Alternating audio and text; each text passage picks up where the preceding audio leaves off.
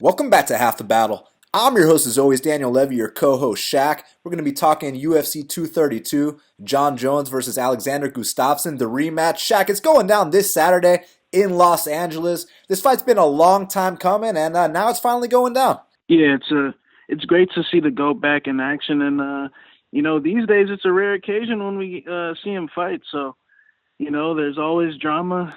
Once again, there's drama. And John just proves that. I mean, he's the most controversial UFC fighter of all time, man. This guy's he's something else, but he's the GOAT as of current. But I mean, sometimes we see the GOAT lose, man. It happens all the time, and I'm excited. And we got the two greatest female fighters in the co-main event, so I'm super excited. And you know for a fact the guy that Jones is fighting is no pushover at all because they've actually fought once before. It was fight of the year, fight of the night, and now's the rematch. So, man, I'm expecting a 5-round war. I think that these two are going to go out there, and it's going to be quite the way to cap off 2018, Shaq. Yeah, 100%. I mean, we've seen guys rise to the occasion several times before. We know Gustafsson has all the skills. It's just a matter of going out there and believing in himself. So we'll see. Yeah, I'm very curious if third time is the charm here, and that's why we're tuning in, man. Because if they stick around long enough, no one is exempt from that first L, like we always talk about. Not even John Bones Jones, even Habib. So let's see what happens, man. Right now they're both undefeated, but as you know, man, there was a night when Anderson Silva got knocked out. You know, I know he wasn't undefeated at the time, but he was undefeated in the UFC. There was a night when George St. Pierre got knocked out. So I'm not saying it's going to happen this time, but I cannot wait to see the rematch between Gustafsson and John Jones. Well, Shaq, let's do this card start to finish because first up in the bantamweight division, we got Montel Quick Jackson. He's a minus 160 favorite. The comeback on Brian Boom Kelleher is plus 140. Now, Shaq, this is one of those rebookings. They were supposed to fight earlier this year.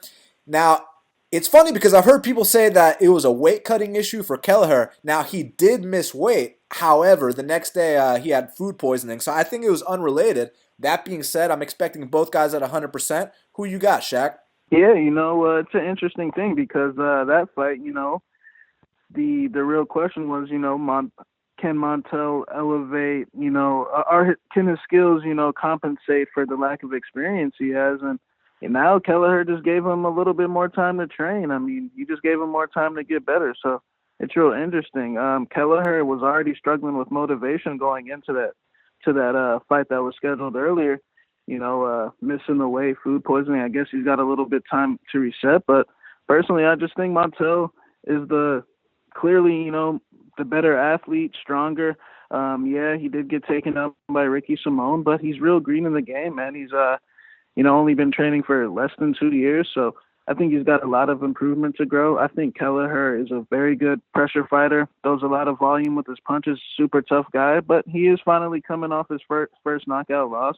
And it's going to be interesting because I don't necessarily think he can get the better of Montel physically in the grappling. I think that I think he's got a good clinch game as he showed against Barao, but I think that was more so Barao just being tired and fatigued in those pressure moments. So I'm gonna go with Montel Jackson. I think he's just gonna win every round. I think that he's gonna be long, use his range on the feet.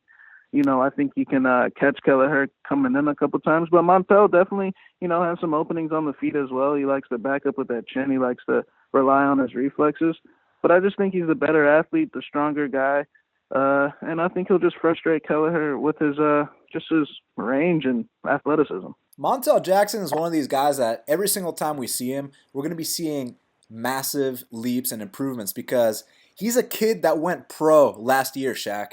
And, he's only been pro for slightly over a year, I believe. So every single time we see him, expect a different version. Expect the best, most improved version yet. And that being said, with the initial pullout and, the fight cancellation, the rebooking, I still felt like, that was about, 2 months removed from the Ricky Simone fight. So I still felt like, hey, you give a kid like that 2 months to work on his skills, and he's going to come back looking better. Well, now it's been 5 months, Shaq. And a lot of people have compared Montel Jackson to John Jones. Now, I don't see the comparison in terms of, maybe the flash. There's not really many many spinning elbows from Montel, but I see it in terms of the physique, the reach. I mean, he's got a 9-inch reach advantage in this fight, and the mentality as well. You listen to this kid talk, and he's got a great head on his shoulders, and he's definitely someone that's in this for the long haul, no doubt about it. So and I know everyone's already mentioned he's got bigger hands than Francis Ngannou, legit. So the guy's already a physical freak to begin with. And you watch that fight with Ricky Simón, and Ricky Simón was his first step up. You know, he was fighting guys on Contender Series, Rico DeShulo, and then all of a sudden you're fighting fucking Ricky Simón. And I'll tell you what, Shaq, he was in the worst possible position you can be in an MMA fight, which is back-mounted, sprawled out on the canvas. And normally, fights get finished from that spot, man. And whether it's a rear naked choke, whether the guy gets pounded out. Well, not Montel Quick Jackson. I'm going to talk about how he defended all the shots here in a second. But first thing I want to talk about is he was in the worst possible spot you can be in an MMA fight, and he still got back up a couple seconds later. Now, while he was in that worst-case scenario, flattened out, face down, ass up, and fucking Ricky Simón, who's, you guys know he's got wrestling credentials. He's, state champion wrestler, something like that, Shaq. So when you got Ricky Simón on top of you and he's that much more experienced, chances are he's going to finish the fight. Well, here's where Montel, not only his heart, because his heart and his mental fortitude allowed him to stay in that fight, but here's where his physical tools came to play. He was able to literally trap Ricky Simón's arm when he was in that worst case scenario, and he took no punches at all. It's kind of freakish how even when he's standing, he can trap your arm and then hit you from a distance where you can't hit him. So he already can do things that other guys can't do, and we're going to be seeing big improvements each time he fights. Now, with Brian Boom Kelleher, at this point, he's a very seasoned, experienced guy. I would say he's a solid gatekeeper in the bantamweight division. If you beat this guy, if you're not a top 15 guy, you're on your way to being a top 15 guy. And Kelleher's the guy that'll push that pace. He'll be in your face the whole time. He'll eat one to give one, and he's got some good wins on his resume, even before the UFC. Before the UFC, he beat Julio Arce twice, beat Andrei Sukumtuk, comes to the UFC, makes that debut against Uriah Alcantara, has a win over the legend Renan Barão. So my boy Brian Kelleher's got a resume on him. But man, stylistically speaking, if Montel Jackson has really leveled up in these 5 months, I really think that he has a stylistic advantage here. He can keep Brian Kelleher on the outside, and even though he might eat a couple shots, I feel like the shots he's going to be landing on Kelleher are going to be more devastating because Kelleher's not going to see them coming. And I also think that even though Kelleher historically does have a good gas tank, I think that when you're trying to take down a physical specimen, it's going to gas you out, man. And I do see Kelleher getting a little bit tired here and probably losing on the scorecard. So I'm going to go with Montel Jackson via decision here, Shaq. Now, next up in the welterweight division, we got Curtis Millender. He's minus 140. The comeback on Siyar Bahadurzada is plus 120. Shaq, I'm expecting an all-out war. Which way you leaning? Yeah, this is a great fight, and it's crazy that this is the second fight of the night, man. Curtis Millender, I mean, what can you say? This guy's had a very impressive 2 UFC fights. He goes out there and puts on an incredible performance against Thiago Alves, and then he comes back and solidifies his spot, with a solid win over Griffin, a 29-28 decision. And Siyar, he came into the UFC real hot, kind of stumbled up on some tough times, then he switched camps to Jackson's, and it seems like he's fixed a lot of things.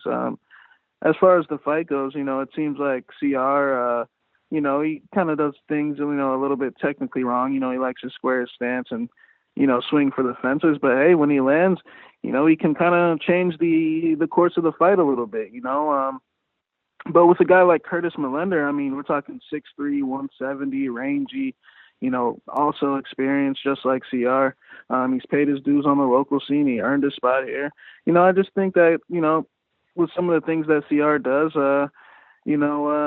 that Curtis can make him pay on the feet. So I do favor Millender if this is a stand-up fight. But, Millender has some questionable takedown defense. I mean, if you've seen his fights on the local scene or, even Thiago Alves took him down from like halfway across the cage and he got taken down by Griffin and he couldn't get up. So, that's, I'm sure it's a small thing to fix, but, that is a hole. And Siyar's been hitting takedowns. I know it was against Brandon Thatch who can't stuff a takedown to save his life, but It's going to be real interesting. But I do think that Curtis Millender is the cleaner striker, the striker that can, cause a little bit more problems for Siyar with that range. But it's going to be a good fight. I got a lot of respect for Siyar, but I see Curtis Millender winning a 29-28 decision. This is such a great fight. Both guys bring so much to the table, and you got to love them both for different reasons. I mean, Curtis Millender, you're talking about a very long, athletic, dynamic striker. The way he flows with his strikes, guys start looking down, then they eat a high kick and go to sleep. The way he mixes up his combinations is very beautiful to watch. The way he keeps his range, the way he mixes it up, and he definitely has a presence when he's in there, Shaq. That's all I got to say. And with Siyar, it's all about that rawness that he brings to the table, man. It's not as pretty and as technical as Curtis Millender, but there's just a beautiful violence and a chaos to what Siyar brings to the table. He electrifies the crowd every time he fights. And when Siyar Bahadurzada wins a fight, more often than not, Shaq, it's pretty damn dramatic. His UFC debut against Paulo Thiago, I mean, if that's not one of the most devastating KOs you've ever seen in your life, I don't know what to say, because he face plants the guy in the first exchange. He's standing over him. He's the first Afghan fighter to win a fight inside the octagon. It was a surreal moment. I know he had a couple injuries and he wasn't able to train how he wanted to, in that John Howard fight and the Dong Young Kim fight. But he came back. He said he wasn't going to fight again until he got his injuries behind him. And as you see, the last three fights, not only has he been knocking guys out, he's also shown that he's learned that he's a vet now. He's able to mix in takedowns, and he actually submitted a guy as well. So my boy Siyar has been putting in work, no doubt about it. Even if you go back and you watch some of his old fights, the dude's always been known for his knockout power, and Millender's, he's been doing his thing too. Beat Kevin Holland on the regional scene. Already beat Max Griffin and Thiago Alves in the UFC. Two very dangerous strikers. But here with Siyar, man, this is a tough one for me to call, Shaq, because I can totally see Millender, keeping him on the outside, going out there winning that decision. But I can also see Siyar making it this dirty, ugly fight and frustrating him with the power, then mixing in takedowns and potentially choking him out, man, or catching him when he's expecting a takedown. So I actually think that even though Millender's the way cleaner striker, I think Siyar's got more ways to win this fight, and I'm going to pick him here for the upset, Shaq. Now, next up in the middleweight division, we got Bevon Lewis. He's minus 120. The comeback on Uriah Hall is plus 100. Shaq, you going with ATL zone? This is a good fight. Uriah Hall, he's been around the block for a long time. He's been dropping the ball for a long time as well.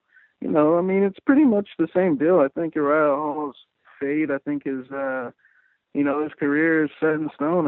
He's going to be known as the guy that never lived up to expectations. And, it's kind of crazy. He's really never changed his attitude, his approach about things. So, I guess that is what he is, man.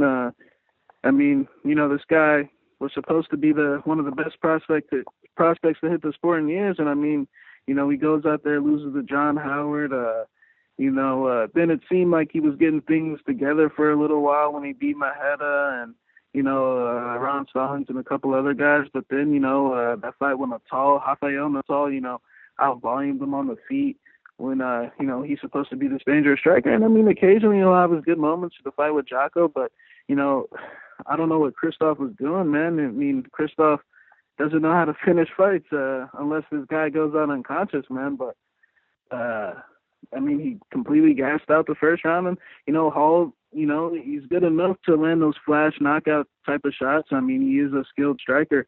But, this guy's just very fragile, in my opinion, man. I think Bevon Lewis, he's, still in the developing stages of his game, but I think he's got the right people around him, at least. I think he's very physical. He's taller than Hall, got a longer reach than Hall. And I think he can implement his tie-up game against the fence, get Hall thinking a little bit, get him frustrated a little bit. He likes to,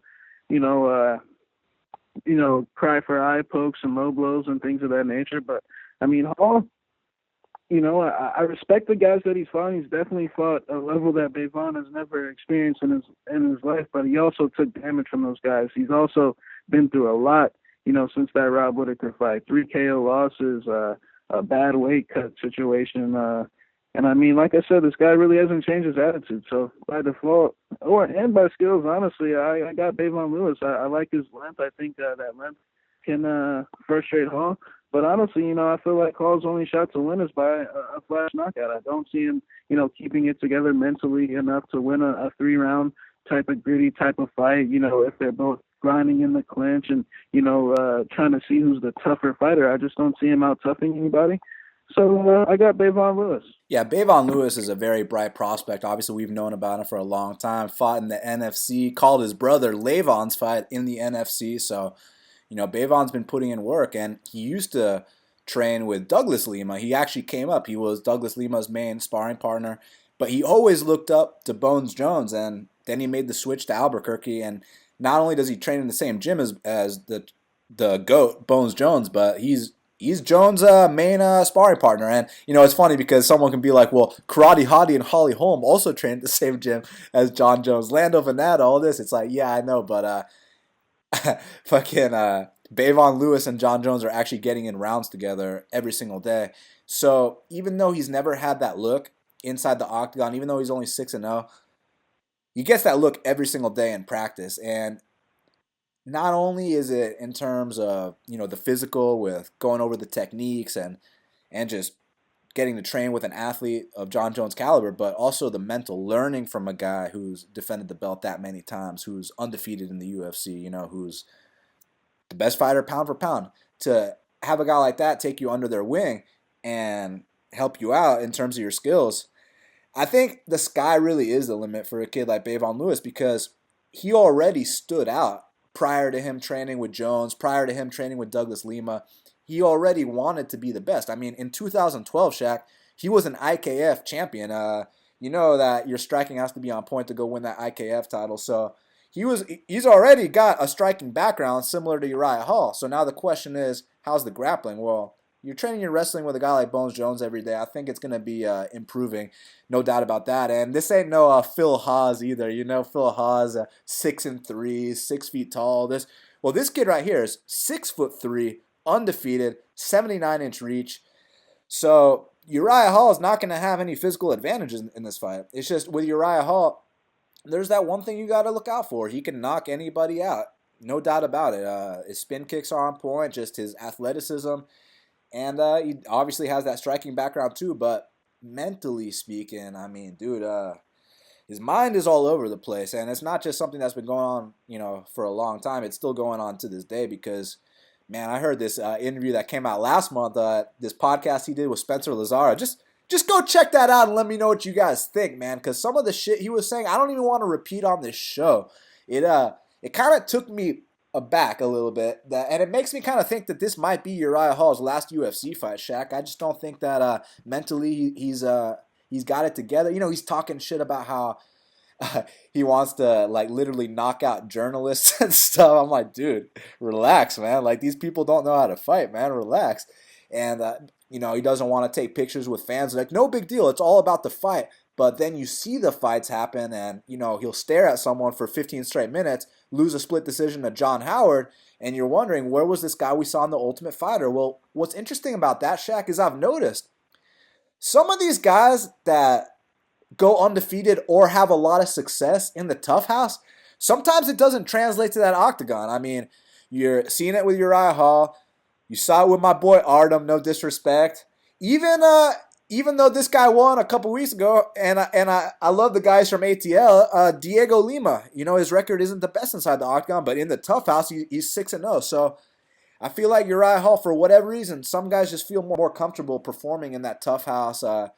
It's just everyone's kind of on a level playing field there in terms of they're all injured, they're all cutting weight back-to-back weeks. So for whatever reason, that works, but I guess when he has the full training camp and you get to prepare someone for a couple months at a time, I guess that's when he starts to psych himself out or whatever. But in terms of this matchup, I see the only way Uriah Hall can win is the only way he can win any fight, which is to catch Bevon with a spin or a flying knee or, a punch.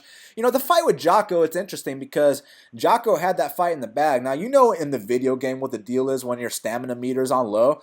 You can get caught with any punch and you'll go down. I mean, that's exactly what happened in the Jocko fight. Jocko was absolutely whooping his ass to the point where Jocko's not used to whooping dudes' asses like that. Jocko got a little excited. He's not a finisher. He blew his load and one punch and he went down. So, it kind of makes sense what happened there in my eyes at least. So I think if Bevon keeps the level head that he's had in all the fights I've watched, I think he comes out here, possibly knocks out Uriah Hall, possibly mixes in takedowns, maybe outstrikes him. Bottom line, I think Bevon Lewis gets his arm raised, Shaq.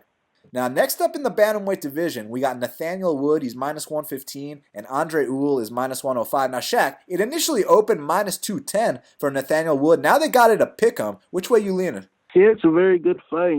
Both these guys had, actually impressive debuts in my opinion, because Ewell went down there to Brazil and fought a fat Renan Barão, who was seven pounds overweight. And Nathaniel Wood had to fight Johnny Eduardo for a UFC debut. And, I mean, Nathaniel Wood, firstly, has had one of the tougher roads to get to the UFC. I mean, we know that Cage Warriors promotion, has a lot of tough guys.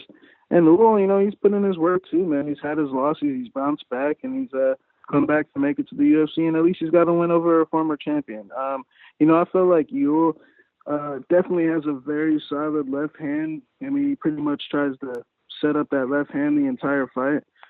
His takedown defense is definitely very questionable. He gets taken down in pretty much every fight.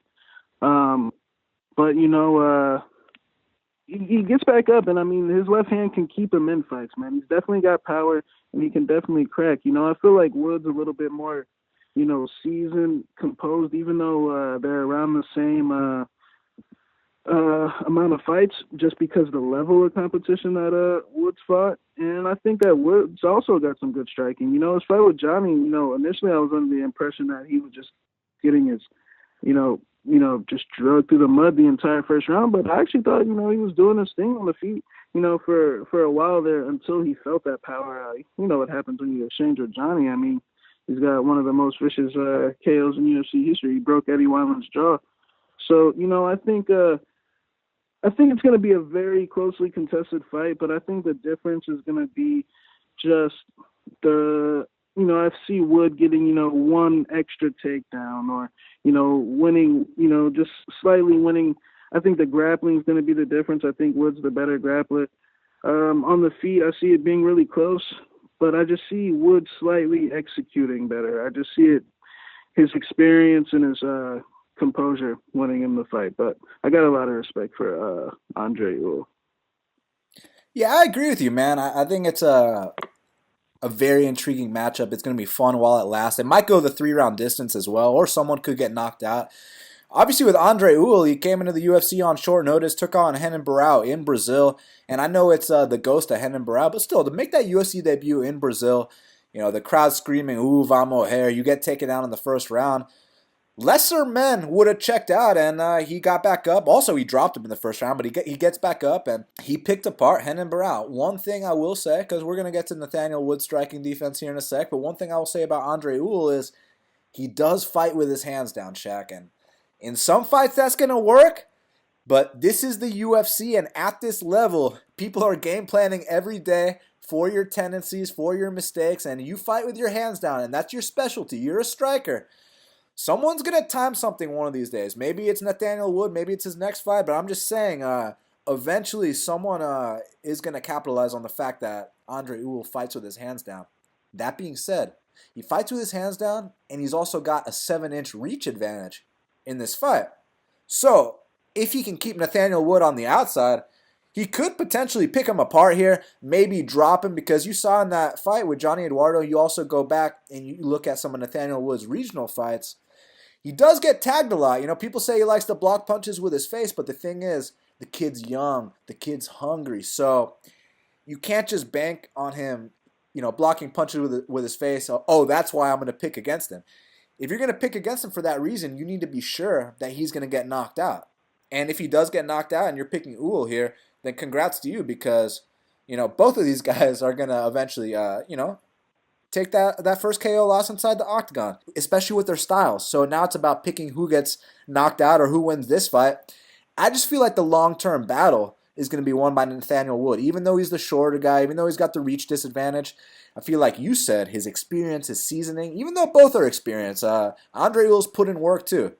But we're talking about a former Cage Warriors champion. He's already had that pressure, that media. He's coming into the UFC, and the bright lights aren't really going to get to him. They're not going to get to Andrei Ewell either, but I just see the ceiling being slightly higher for Nathaniel Wood. So even though I think there's going to be some shaky moments in this fight, I think ultimately Nathaniel Wood will get his arm raised, so I'm going to pick him here.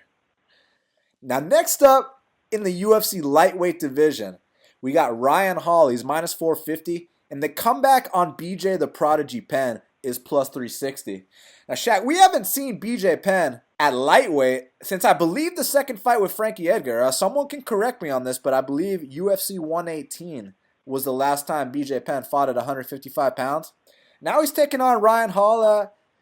You think BJ is gonna get to go out on a win here? Man, that was funny. I mean, this is just sad, to be honest. Of course, BJ's a legend, but I kind of compared this to maybe not to the extent, but maybe to Chuck Liddell fighting. I just feel like BJ needs the money. You mean the Seaver fight? Yeah, he did drop Seaver, but other than that, I mean, it was a complete wipeout. He was, so tired. I just think that Ryan Hall's jiu-jitsu is going to be too much. I know BJ's a black belt, but, I think even if they stood on the feet with just the activity with Hall, even though Hall flops to his back, he does throw a lot of left kicks. So, I just see BJ losing. Yeah, I mean, the difference between him and Chuck Liddell is only in terms of how the fights go down. And all I can attribute to that is BJ Penn's Hawaiian. So, of course, he's not getting knocked out every single fight. Hawaiians can take the ass whooping like fucking warriors, So, it is what it is. If Chuck Liddell is Hawaiian, he'd probably take 3-round ass whoopings as well. But he's not. He has no chin. He gets knocked out every single fight. So, but man, those punches do add up. And, when you get those strike counts that he's been getting every single fight, it's just sad to watch. And yeah, you could say now, Ryan Hall, he's not very dangerous with his stand-up, so therefore, BJ finally has a favorable matchup. And to an extent, it is one of the easier fights he's had in years. I say that, Shaq, he's coming off a goddamn fight with Dennis Seaver. So, I mean, is it really the easiest fight he's had in years? Like, that was supposed to be the easiest fight you've had in years. You're fighting Nick Diaz, fucking Yair, Rory McDonald, all these guys, and then they give you Dennis Seaver. Like, come on, BJ, get that win. And he couldn't get that one. With Ryan Hall, we'll talk about the jiu-jitsu here in a second, but on the feet, even though the shit with Gray Maynard, it went down how it went down, for me, it was hilarious. I had the plus money on Ryan Hall. I was like, yes, Ryan, keep flopping to your back, buddy. Keep frustrating him. Let's get this decision. 30-27 on all three judges' scorecards. So, to me, it's kind of funny. I know people hate that performance with a passion. To me, it was absolutely hilarious. But in terms of the stand-up, yeah, BJ on paper does have better boxing, but Ryan Hall's got some spin kicks. He rocked Gray Maynard with one of them. BJ's at that point where one big shot and he'll go into that autopilot, and he's actually training at Nova União, so don't be surprised when he starts to do the Nova. And if you don't know what we're talking about when we say the Nova, just watch up any Barao or Aldo fight in the last couple of years when they hit that fatigue state and you just they start backing up and you start teeing off on them. So my boy BJ Penn also does the Nova, so it's fitting that he's training there. But look, all bullshit aside, as far as the jiu-jitsu part is concerned, because I know people are thinking, hey, they're going to grapple. BJ got his black belt in 4 years. He was the first, something. Someone commented in the YouTube, it was some jiu-jitsu accomplishment, a really badass one. But obviously he got his black belt in 4 years. That's as badass as it gets. So the dude's obviously got some credentials, but look, he's an old man now. And he already gassed out in grappling exchanges in his prime. So what's going to happen now that he's an old man grappling with a young gun? I actually think he's going to gas out after a couple minutes of grappling, and then I think Ryan Hall will be able to sweep, get on top, and I don't know if I want to go as far as saying submit BJ Penn. Not that it's a stretch. It's not a stretch, because when these guys stick around long enough, things that you thought were impossible start to happen to them. Because it used to be BJ Penn, never been knocked down, never been knocked out. Well, now he's been knocked down and he's been knocked out, Shaq. So, things change on the fly, especially when they hit the stage of their careers that BJ's at. So don't be surprised if Ryan Hall submits him. But I'm going to say it goes to decision. I'm going to go with Ryan Hall via decision. Now, next up in the bantamweight division, we got Petr Yan. He's minus 310. The comeback on Douglas Silva de Andrade is plus 255. Now, Shaq, do you think the line is wide or do you think it's justified? And I will say, this fight is not in Brazil. It's in Los Angeles. I think this could be a little wide. As far as both guys go, Petr Yan, his debut with Teru Ishihara, that was definitely impressive. He treated him very accordingly.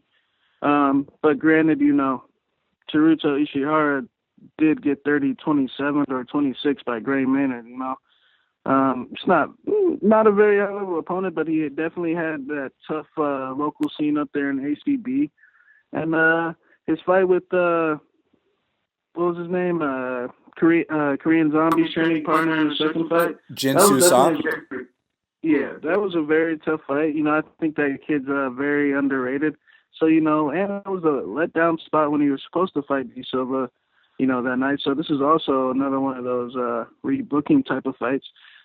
D. Silva, what can I say? I think he's even though it seems like his muscles are getting bigger, definitely got bigger in the Cheeto fight. Before that, it seemed like he was a very undersized bantamweight. I kind of compare this fight in a similar sense to the last card with Gordon and Neto BJJ in a sense because, just different, different wise. I think D. Silva, pretty much tries to lull you to sleep and just try to time big shots, that typical power Brazilian style. And then you got Petr Yan who just marches forward with his hands, close to his face and, likes to block a lot of punches, likes to roll with a lot of punches and keep moving forward. D. Silva's really interesting because, I think he does have questionable cardio. Even when he's ahead, in these fights at Briones, you can kind of tell he's breathing a little bit heavy, You can tell that he likes to have breaks. And, if you allow him to fight at his pace, he'll rip you apart just like he did his last fight. Cheeto's a more laid back, kind of sit back type of guy, definitely in comparison to Petr Yan. This guy, Petr Yan, he will move forward and he does have cardio. The thing with Petr Yan is, he's definitely, his boxing's definitely a little lacking, I would say. I think Douglas D. Silva is the better puncher. But, I do think Petr Yan has a good style to drain Douglas D. Silva's energy. When we saw D. Silva fight Rob Font, we saw what happens when, he fought a very big guy. And I do think D. Silva, even with his new muscles, will be a little undersized here. But, when you use that forward pressure style on him, he will gas out. And if you keep that pace high and keep making him work, make him wrestle, make him get up, keep moving forward, he will gas out. So, I do think Petr Yan should be favored, maybe not that high, just because I really don't think Petr Yan's necessarily good at anything besides, just his approach in this particular fight when we talk about D. Silva. But I do think Petr Yan will get the better of the two. I think he might struggle a little bit early with the big shots, but I think in rounds 2 and 3, his cardio will lead him to victory. But I see this being an ugly fight. I see both guys being bloodied up at the end of this fight. Yeah, it's definitely going to be entertaining while it lasts. And if it was in Brazil, I'd definitely consider taking the shot on Douglas D. Silva de Andrade. But since it's not in Brazil and, he can't take his Brazilian açaí, I'm going to probably go with Petr Yan here, man. I think that the cardio issues will reappear here in the United States. And I see Petr Yan out-voluming Douglas Silva de Andrade and getting a win on American soil. Now, next up in the women's featherweight division, we got Kat Zingano. She's minus 150, and the comeback on Megan Anderson is plus 130. Shaq, I gotta know, man, are you going with Kat Zingano up a weight class, or do you think the 6'1" Megan Anderson can come through as an underdog here? Yeah, this is also going to be another ugly fight. I think Zingano, that stand-up is quite atrocious, man. She makes a lot of mistakes out there on the feet. And, Anderson, I feel like she's got tons of work to do. I think she's got a lot of work to do, in terms of fighting, these Hollies and even these Zinganos, because, Zingano, she's been in there with Pena, Rousey, and Vieira. So, I mean, that's not a tough thing. And then she 30-26 for no. So that shows you that there was a difference in the level of competition. I feel like Megan only has one good thing going for her is that, she's got a great, long 6'1" body, and I think that could definitely cause Zingano problems just with her sloppiness. But, I mean, Megan's ground game is very alarming. So, I mean, I really can't take a side confidently in this one. I think Kat Zingano eventually in time will end up getting caught out there on the feet. And Megan might show up a lot better this time, man. And that length, man, we're talking 6'1". That's a big girl. I'm going to go with the upset. I'm going to take Megan Anderson. I think I see it being an ugly fight, but I see that length causing a lot of problems. Yeah, to me, this is a tough fight to call just because both fighters excel where the other one's weak. This is striker versus grappler right here, man. And not that, it's a black belt versus a Muay Thai world champion. Far from it. It's going to be an ugly fight. But I'm just saying, on the feet, Megan Anderson being 6'1" and landing those knees on Holly like she did. Holly is actually known for her striking. Cat striking is very, very ugly, Shaq, and if she eats a couple of those knees, yeah, you heard her go on Joe Rogan and talk about that she can't get concussed too many more times. So, if this is a canvas nap, I won't be surprised because Megan Anderson has put girls to sleep before. But then you got to talk about her ground game, man. Let's just put it this way. If she gets taken down, she's not getting back up that round. And she's not going to retain her guard if you pass. She's not going to throw up submissions. I mean, that round is over. So my question here is, Kat Zingano being known more for her ground game, especially on top, because you saw her pound out Amanda Nunes. If she takes down Megan, similar to how Holly did, is Megan gonna be able to survive, or is this gonna be a more violent version of what happened in that Holly Holm fight? Will Kat be able to pass full mount and from there get off on what made her get that title shot back in the day against Ronda Rousey? Because the way that she finished Amanda Nunes was absolutely brutal, and that's the kind of game plan she needs to implement in this fight. Hopefully not take that ass whooping up front in the first round and then have to come back, but the fact that she does have that heart, she does have that experience, maybe she will have to overcome some adversity in this fight. One thing I know, if it comes down to will and who's tougher, I got to go with Kat Zingano, man. I think there's a lot of questions that need to be answered with Megan Anderson. I'm not sold on her one bit. Yeah, she does have the length and all that, and on the feet, I do think she can rock Zingano. But if this fight hits the mat, I think the momentum will shift towards Zingano's side, and I got her winning a decision here, possibly a TKO or a submission. That's funny. I picked all the three possible methods, right? No, but I'm saying if it hits the mat, she can pound her out from full mount with elbows, with punches, or potentially, set up an arm triangle, take the back choker out, something like that. So I see Kat winning this fight on the mat. Now, next up in the heavyweight division, we got Walt the Big Ticket Harris. He's minus 175. And the comeback on Andrei the Pitbull Arlovski is plus 155. Shaq, another heavyweight fight. This one's going to be really interesting while it lasts. Which way you going? Yeah, it seems like Arlovski's chin's been holding up these last few fights, but, I think it's been getting warmed up instead. I think these guys he's been letting them, that he's been fighting just haven't been clean enough. I feel like he's had, a couple, Junior Albini, kind of plots forward, stands right in front of him, not very agile. I think Walt Harris isn't really your typical heavyweight. I think he's agile. I think he's getting better. I think he's adding even takedowns in his game now. I think Arlovski's a tough guy, fights with good spirit. He's definitely going to come to fight. But, I just think there's a big speed disadvantage and just defense. Arlovski's defense, when he throws, he's there to get hit right after. So, I think Walt Harris is just a superior athlete. I think he's improving, fight to fight, faster, stronger, younger, a little bit more hungrier. So I like Walt Harris. I actually like him by finish. I think this fight gets ended in the first round by KO by Walt Harris. Yeah, Walt Harris is a guy that, when he first came into the UFC, he was only 6-1. He was really inexperienced, and he basically had no business in some of the fights that he was in. He had to take his L's, go back on the regional scene, KO, one of those Friday night jobbers, and then get that call back. and still being brought in to lose against Soa Pulele in Australia in 2014. He just hadn't put it together at that time.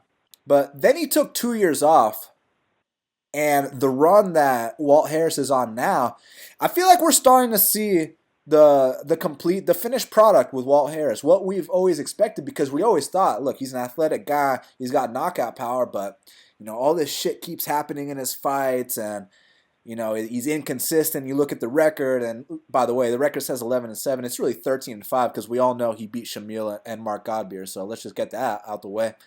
But look, bottom line is he's really been putting it together his last few fights. I know the Fabricio Werdum fight went down how it went down, but I mean, Fabricio Werdum, former UFC world champion. That guy fucking also, who Werdum also submitted, Shaq? He also submitted Cain Velasquez. He also submitted Fedor. So I don't really see any shame in getting submitted by Fabricio Werdum, So to me, and plus, that was a day of switch up. He was supposed to fight Godbeer that day. You're training to fight Godbeer. It's like, okay, I'm just going to go knock this guy out real quick. Don't really have to put much emphasis on my ground game. Just do what I do. But then the day of the fight, because you remember what happened, they're like, actually, you got to fight Fabricio Werdum, because, Black Beast pulled out on Werdum. So they hit up my boy Walt Harris. He takes it on a day notice. One takedown, the fight was over shortly after. He didn't train for Fabricio Werdum, but since that point, 2 knockouts, and the Daniel Spitz fight, against a 6'7" guy who was a D1 football player who was running away. Walt Harris showed his composure, and when he landed that left-hand shot, man, it was devastating how he left Daniel Spitz inside that octagon.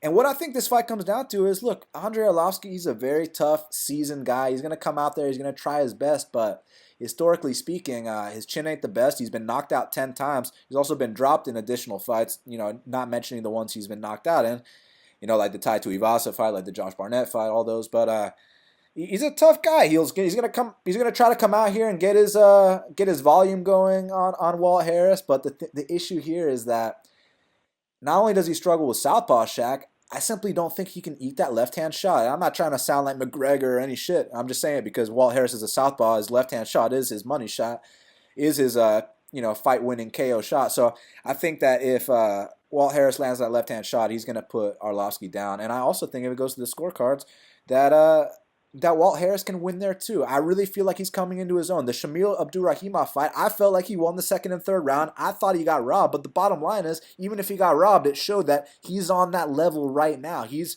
he should be a top 15 heavyweight. He's among the Shamil Abdurahimovs, and those kind of guys go out there and beat Arlovski. I'm going with Walt the Big Ticket Harris via KO victory, Shaq.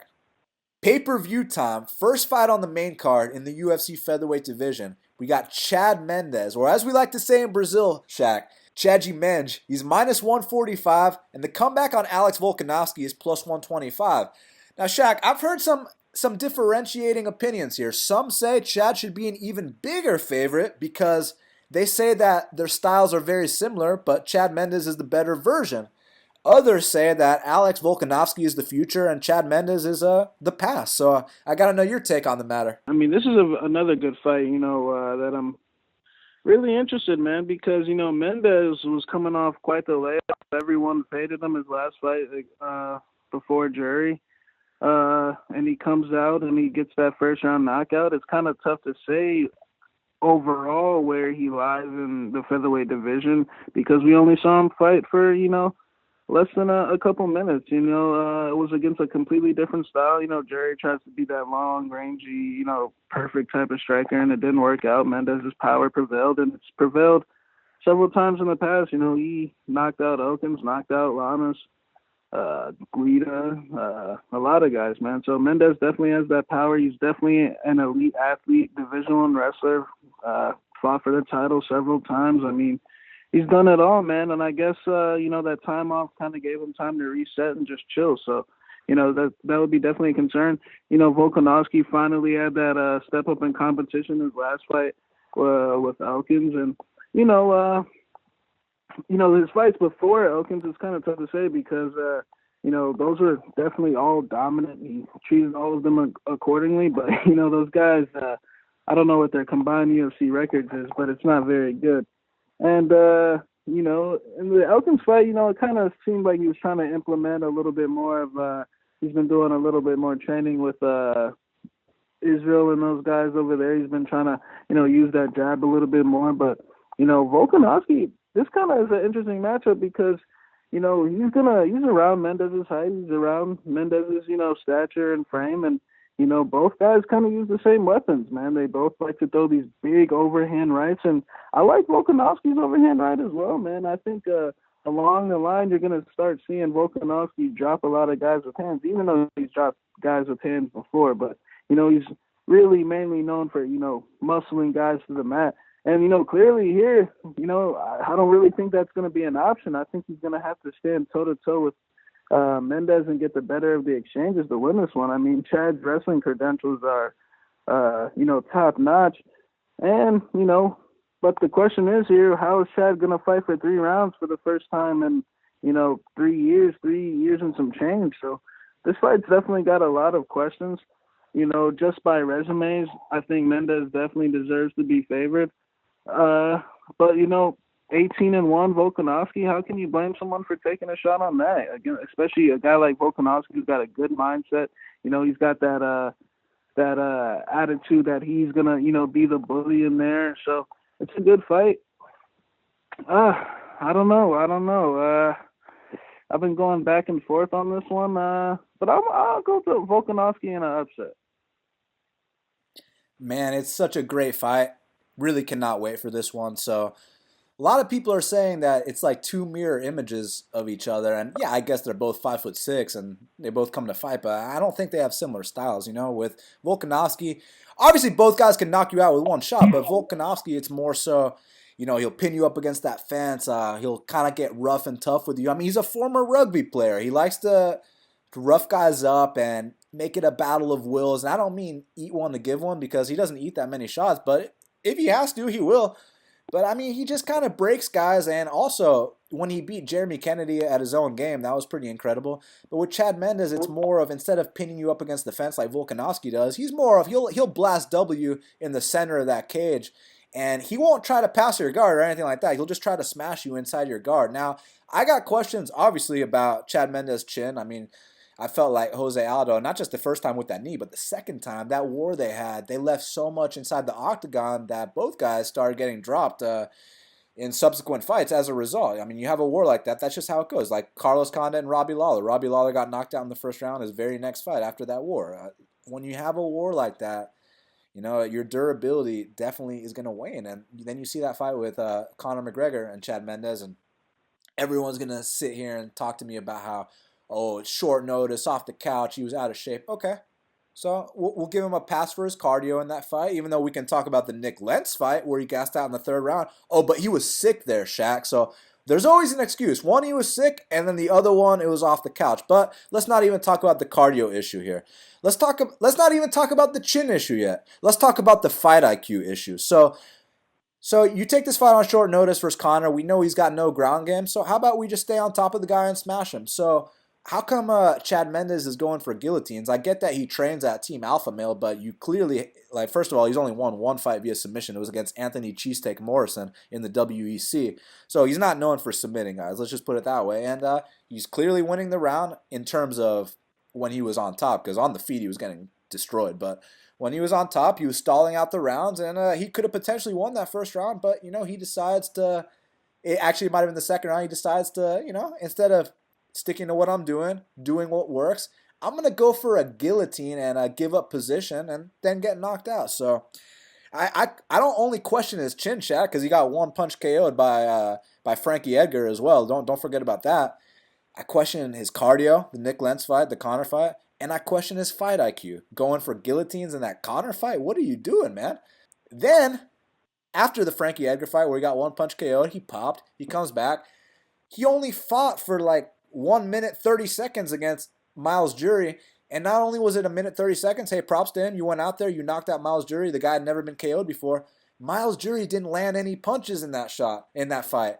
Miles Jury didn't land any significant strikes. So the chin question wasn't answered, the fight didn't go past 2 minutes. The cardio question wasn't answered, and basically nothing happened. So the fight IQ question wasn't answered either. So I still don't really know what the deal is on Chad Mendes because he fights a tougher matchup than Jerry, and he could get slept again, or we could see glimpses of I want to say the old Mendes, but it's not even about the old Mendes. It's just about are his skills good enough to beat Volkanovski.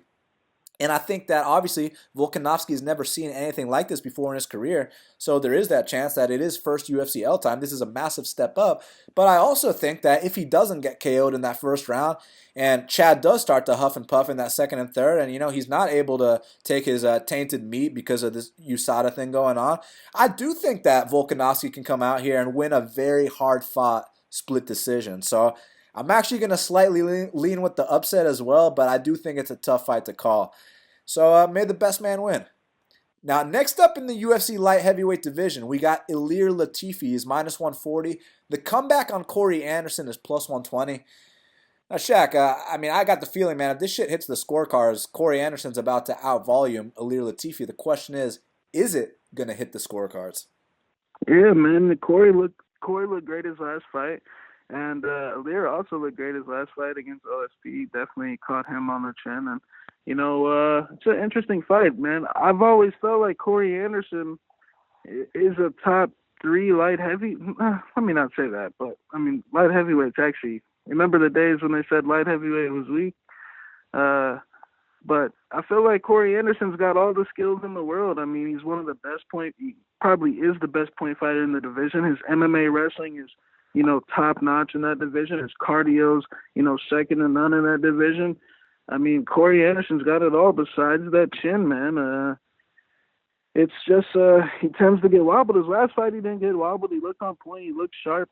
That was a great performance. I felt like in the past that Lear's been a little bit mentally fragile at times, but it seems like ever since he, went down there to ATT, but it's interesting, he did this camp in Sweden with Alex, so, it's going to be interesting. I think the fight's pretty simple, man. I think Corey Anderson's better than Ilir Latifi in every aspect of the game besides, power. I think that, of course, Ilir can land the big shot, but I just think that Corey Anderson's going to find ways to avoid it. I think he's going to mix in his takedowns, not necessarily get all of them, but, just tie him up against the fence, keep a high work rate, and hopefully his cardio can keep him conscious, man. But, that button has been touched before. I'm sure it'll be touched again.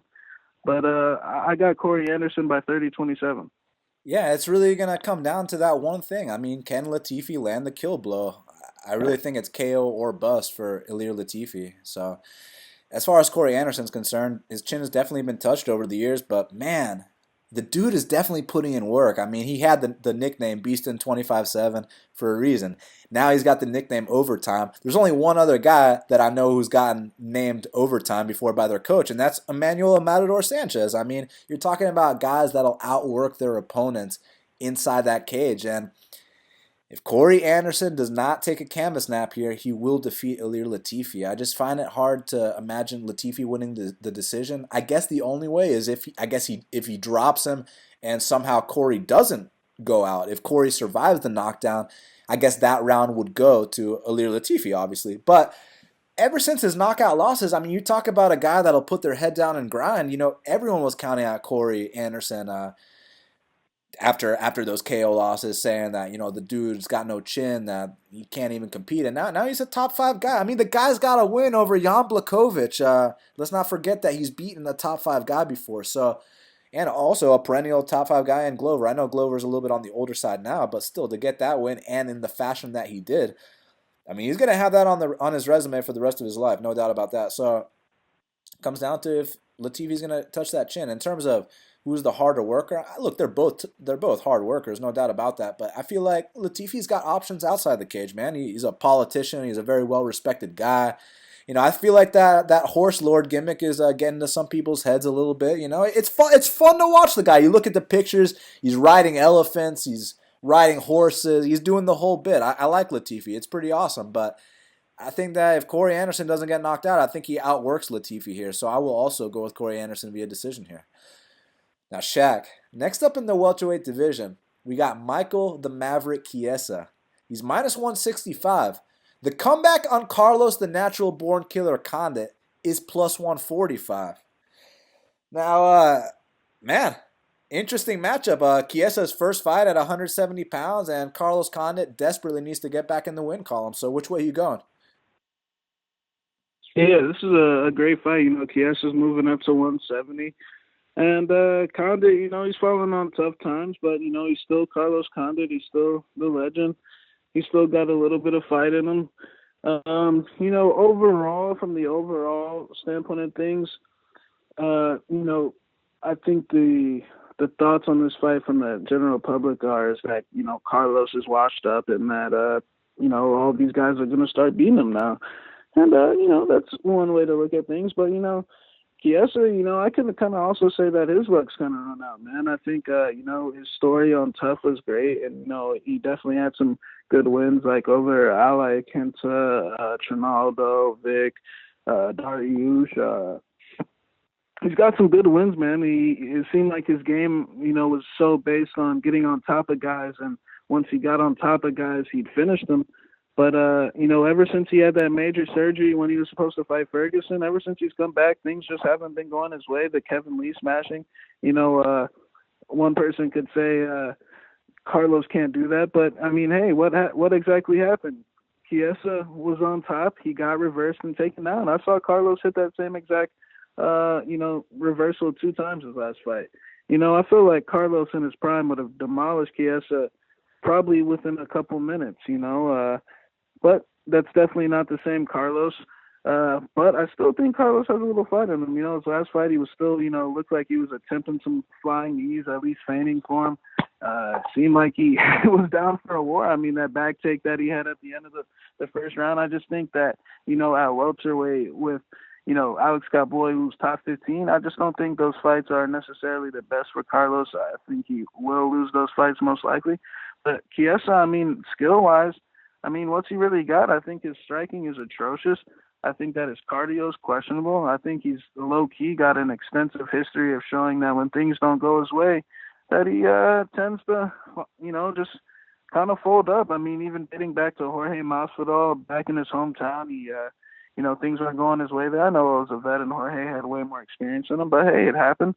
Then, it was unfortunate with the Lozon cut stoppage, but these last 2 fights after that major surgery, and, he got so carried away before the Pettis fight, missing the weight. And, in the introductions when Bruce is screaming his name, I mean, just the way he was acting, man, he's been acting real sketchy lately, man. And, I think his game I think if he gets on top, he has to finish you. I think, him chaining together and riding out top control throughout a 15-minute fight is really not something that he's used to. I feel like he's more of just that explosive ground and pound, rear naked choke type of guy. So, I actually think this fight's a lot, I feel like this fight should be kind of lined closer to a pick'em.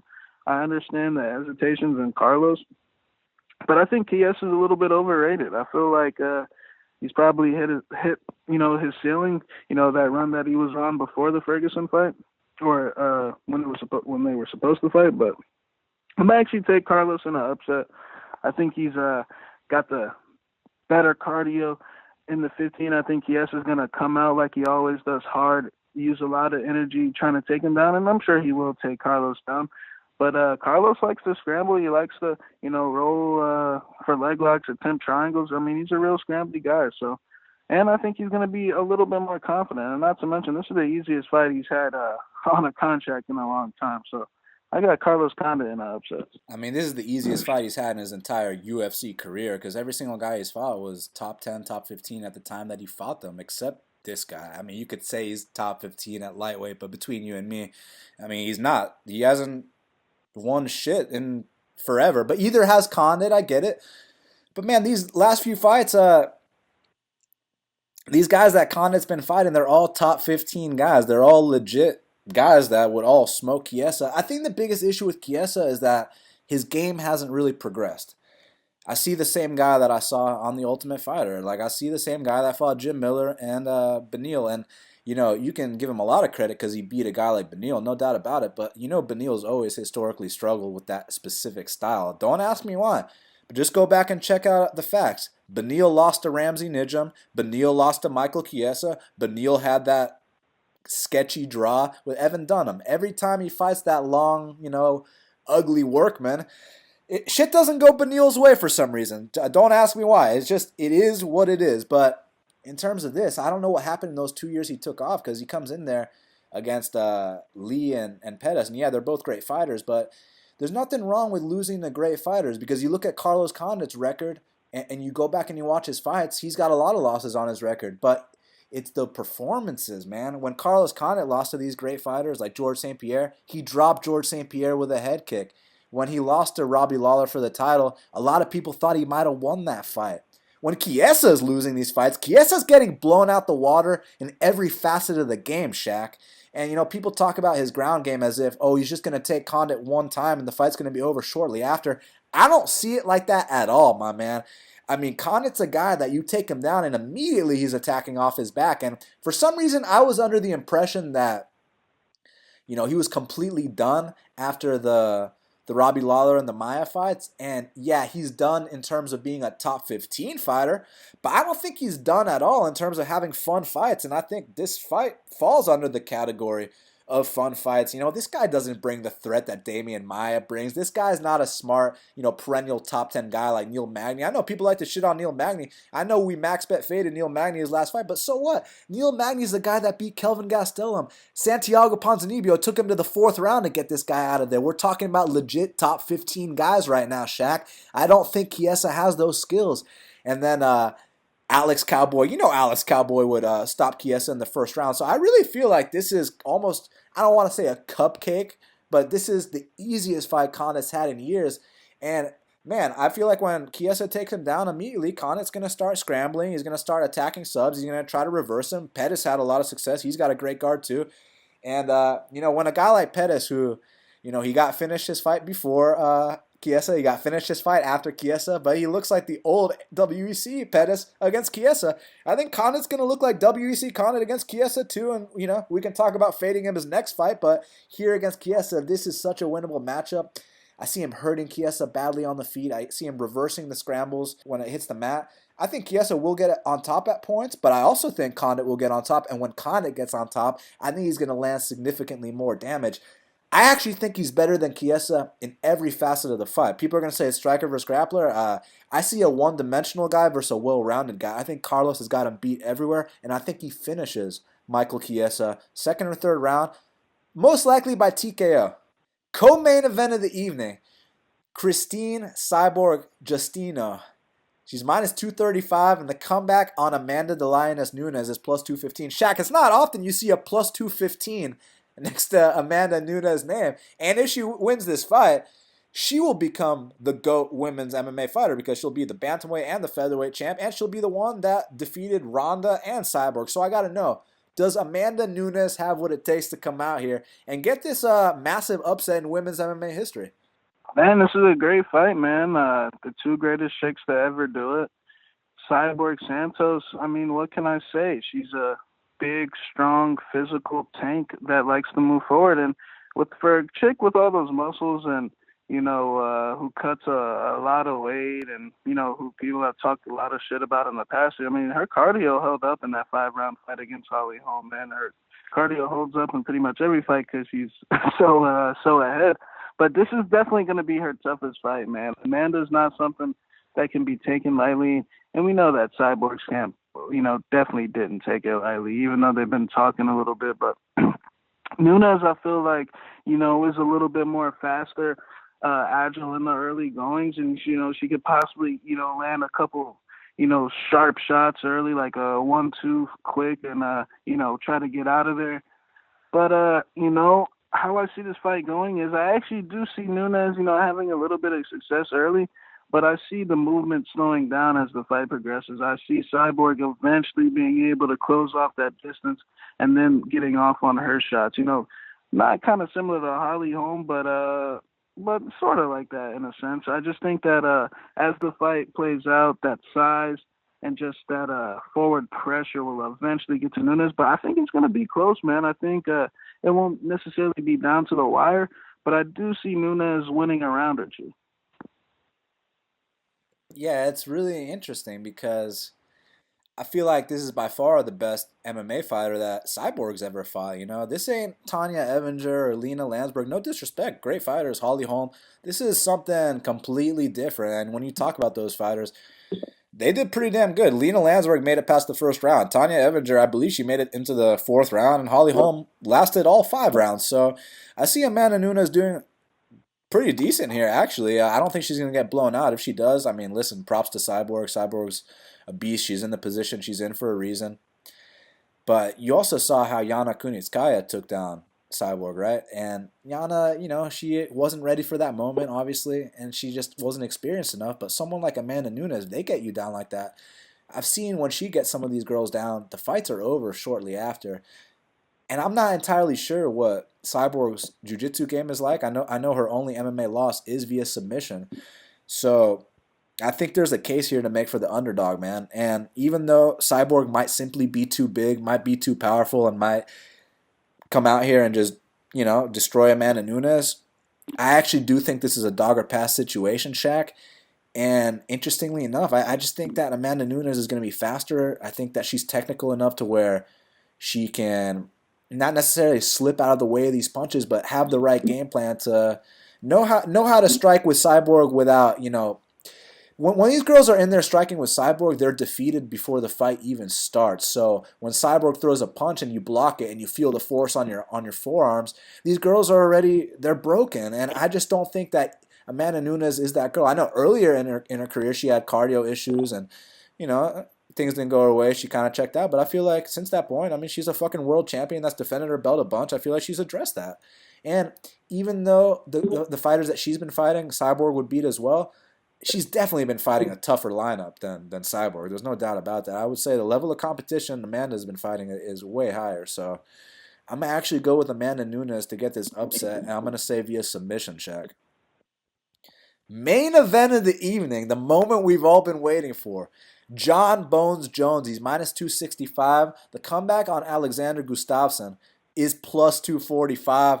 Shaq, the first fight was incredible. I know this one won't disappoint. Which way you going? Yeah, it's a great fight. John Jones, the GOAT, I feel like John Jones is one of those guys that just pretty much wins every position. I feel like he just wins every clinch battle, or he gets that extra takedown. He out-wrestled Cormier, an Olympian. He's outstrucking guys like in his prime, like Rampage Jackson and Rashad Evans and, Shogun Hua. So, I mean, this guy, John, is known for rising to the occasion. He's known for winning. He's never lost before. And Gustafsson, we know that he's got the skills. He's got better hands than Jones for sure. The thing with Gustafsson is he tends to lose the big fights, but you can never count anyone out that has the skills. Once you got the skills, all you need is the belief. I feel like just the feel in the air of the fight is a little weird just because John's got all this stuff going on once again. And, like we've seen, man, these goats lose, and there's only a few remaining left that haven't, man. And DJ just went down, and we'll see if John goes down. But I can't go against the GOAT. I think Gustafsson's a great fighter. I think he's gonna fight John hard. I think John's gonna have one of the toughest fights he's had in his career. I feel like he might even get wobbled, dropped, something like that. Have to go through some serious adversity to win this. I do think he's focused, but I definitely think there's a lot of distractions. And I mean, Gustafsson's hungry, man. I think this is it. I'm not necessarily it, like he's gonna retire or anything, but this is his big moment, man. This is his last title shot, So you can't count a guy like Gustafsson out, but I can't go against the GOAT. But this fight's got a weird feeling. Man, I cannot wait. It's going to be an incredible fight for sure. Obviously, Alexander Gustafsson, he's looking to make third time the charm here and finally get that UFC belt around his waist. When you talk about John Jones, a lot of these guys are already defeated before the fight starts from a physical standpoint. To compete with John Jones, it's one thing to have the skills because, a lot of these, he's been defeating all-time greats, so all those guys have skills. But you also have to have the physicality to match a guy like John Jones. And Alexander Gustafsson, he's actually taller than John Jones. And, he's got a reach disadvantage for sure, but his reach is long enough to where, He's not just getting eye poked at range. Let's just put it like that, Shaq. This is going to be a very competitive fight. I think Alex Gustafsson actually has better hands than John Jones, and his offensive wrestling, he took down John Jones, he took down DC. I feel like Alexander Gustafsson is well rounded. He's got great footwork. His uppercuts obviously are beautiful.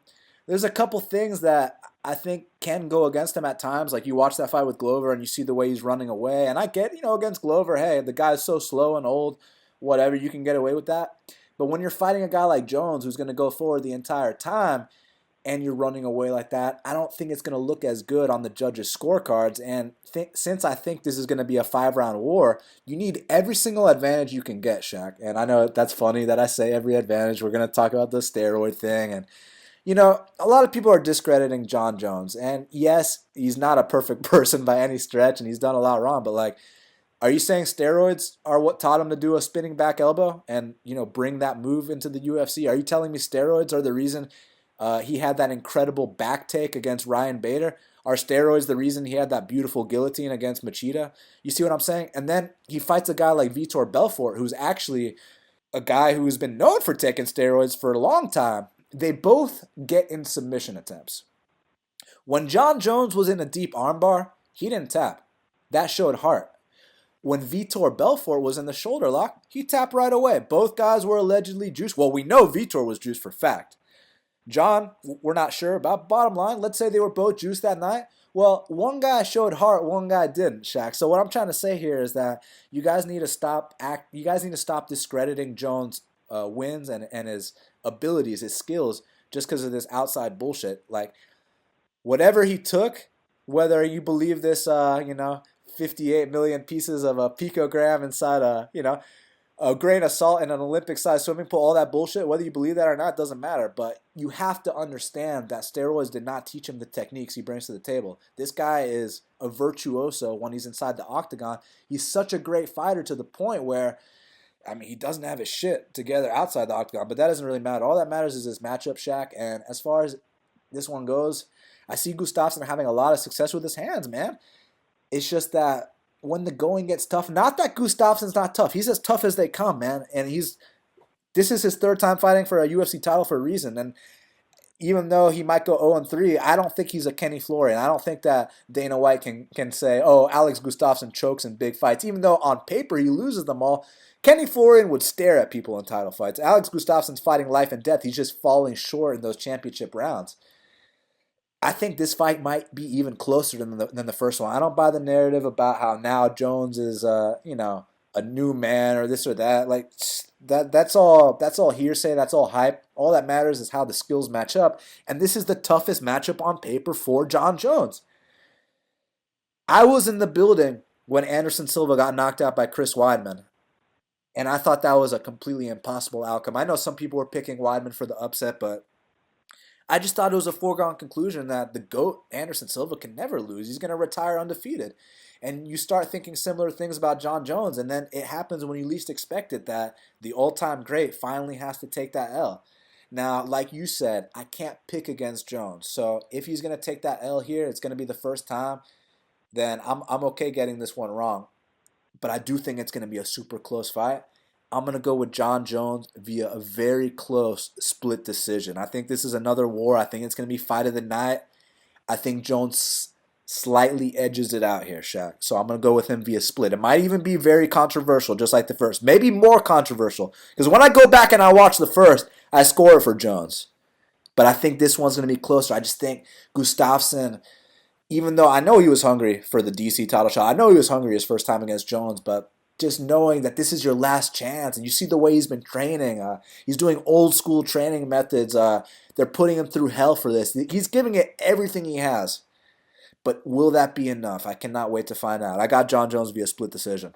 And joining us now on the Big Marley Minute is Big Marley himself, Kyle. It's going down this Saturday, the rematch of one of the best fights in light heavyweight history, John Jones versus Alexander Gustafsson. How's it going, man?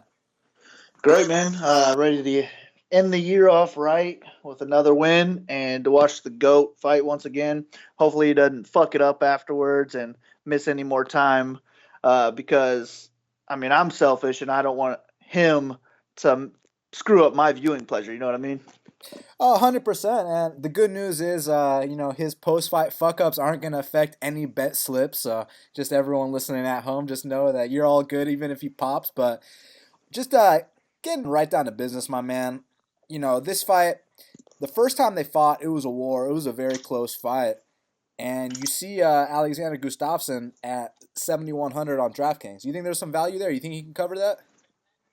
I think there's value on him in cash games. In their first fight, they combined for 162 points. So that's great for a stack in cash games. I think this is the fight to stack in cash if you're going to decide between the two title fights. But John Jones is one of my most confident picks on the card. I mean, he's the best fighter on the planet. He beat him when he was in the prime of his party career, and now apparently he has his life together. So I think he's just going to go out there and show that he is the best fighter on the planet. And I could see him getting the job done this time, so we don't even need the scorecards. That's what I would really enjoy. So we could shut up all the naysayers. But it could also be another close fight. And I just can't pick Gus to win. So even at 7,100, I'm not going to have a whole lot of lineups on him. I'm probably going to have 150 lineups this week, so I will have some Gus, but I'm going to be really heavy on John Jones. It's just that this is really an all-in type of fight. This is a good fight to throw 100% of your lineups on, and I'm thinking I'll probably be close to like 75% John Jones, 25% Gus, if not even more John Jones. So he's my pick, and he's the best fighter in the world. So in the co-main event, you got Cyborg taking on Amanda Nunes, and this is probably the only time you'll ever see Nunes at 7,000 in DraftKings. Do you think she covers that? I see that. I like that more than Gus because I think she has a shot to win this. I think if anyone can beat Cyborg, it is Nunes. But I think you have to pick Cyborg to win. She deserves to be favored. If this was a pick'em fight, then I would take Cyborg. But I think there's some value in the line right now. I think it should be closer than it is. And I honestly wouldn't be shocked to see Nunes go for takedowns and possibly even get a submission. I think if there's a knockout in this fight, it's probably by Cyborg. But she's never been hit by anyone as hard as Nunes is going to hit her. So that might slow down the pressure that she's going to be putting on Nunes. And maybe that allows Nunes to work her game. I don't know. I will be rooting for Nunes because she's made me a lot of money in the past. But Cyborg's a beast. And, I mean, she's the best woman fighter on the planet. We got the best man and woman fighter on the planet on this card.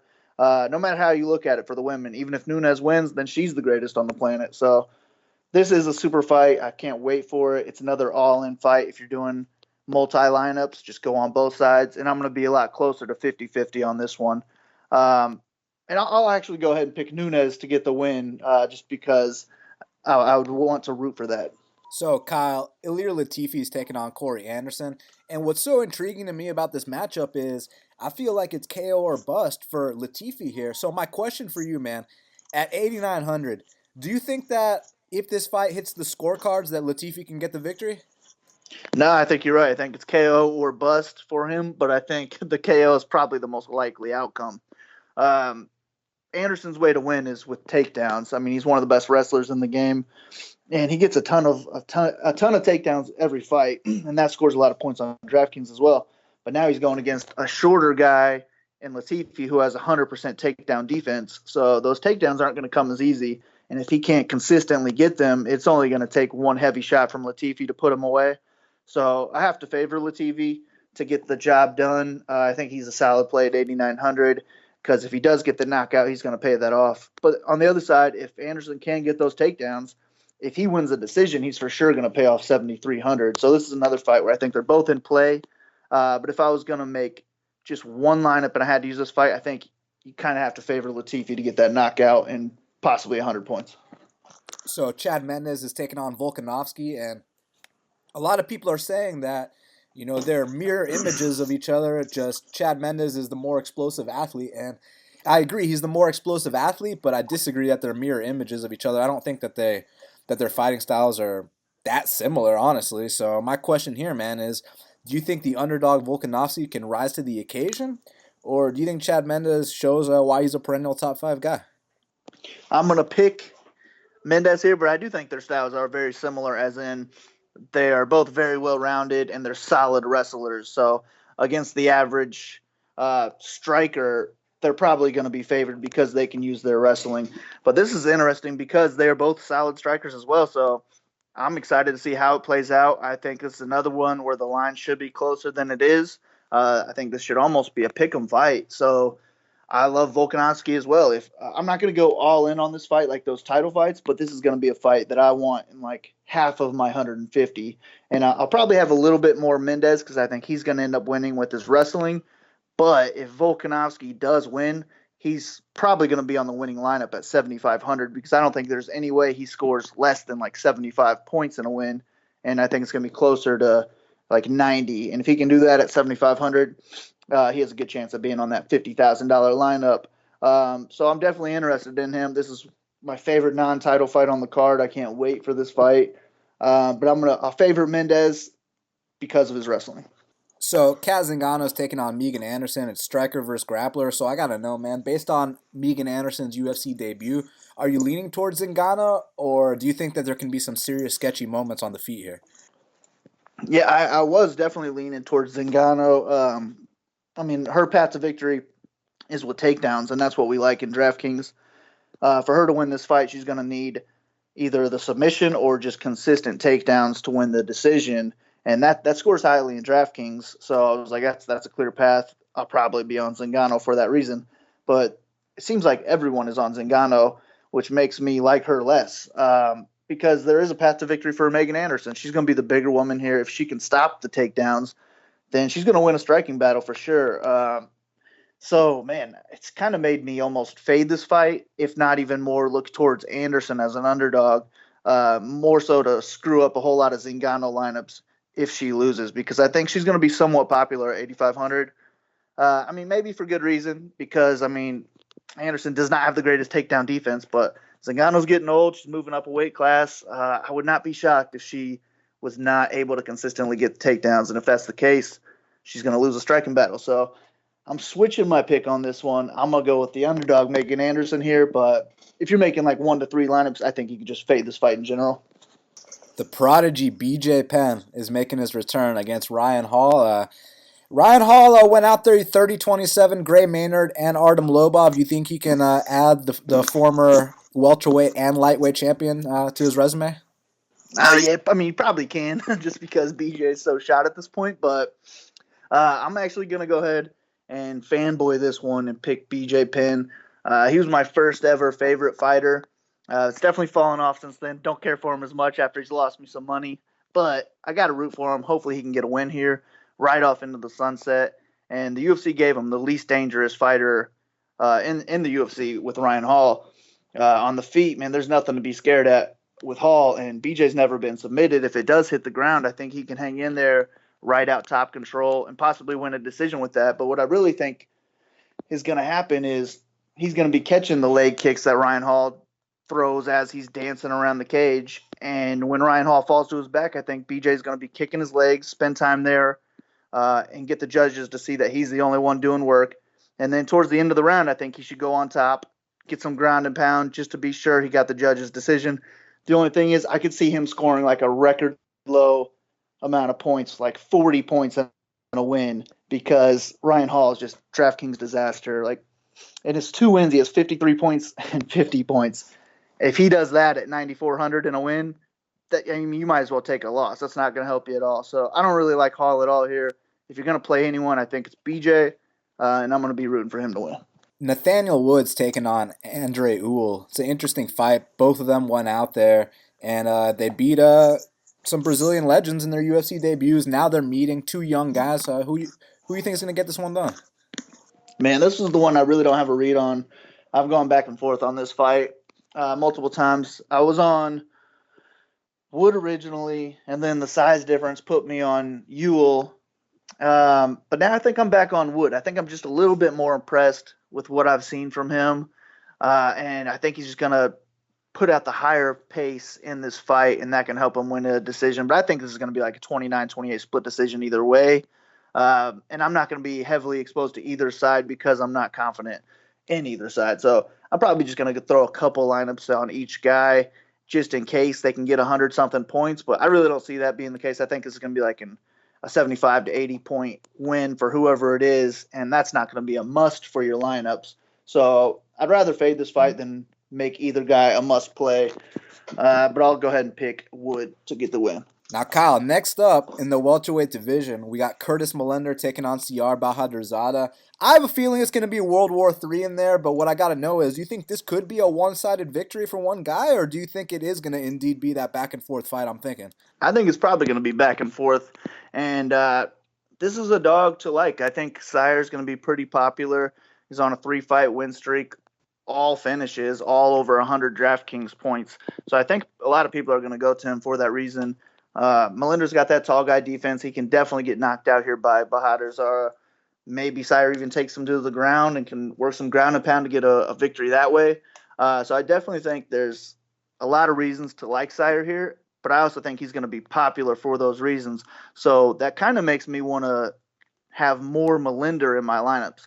If Siyar's going to be like 30% owned and Millender only 20% owned, I would rather like flip my exposure, maybe have 30% Millender, 20% Siyar, and hope that I can kill off 30% of lineups with that Millender knockout if that is the case. So it's more just targeting against ownership on that play, but he's got a lot of power. I like his kicks a lot. He could knock out Siyar, but nobody has before. So he's got to be the first one, and I think it would probably have to be from a kick or flying knee or something like that. I just don't see him getting it done with punches. If he's in punching range, I think Siyar's got to be the one that's going to be winning. So if he can keep this fight on the outside, I think Millender gets it done. He's going to be my pick to win. But Siyar, if he's one of your favorite underdogs, I would have no argument against that, and I think he's solid in all formats.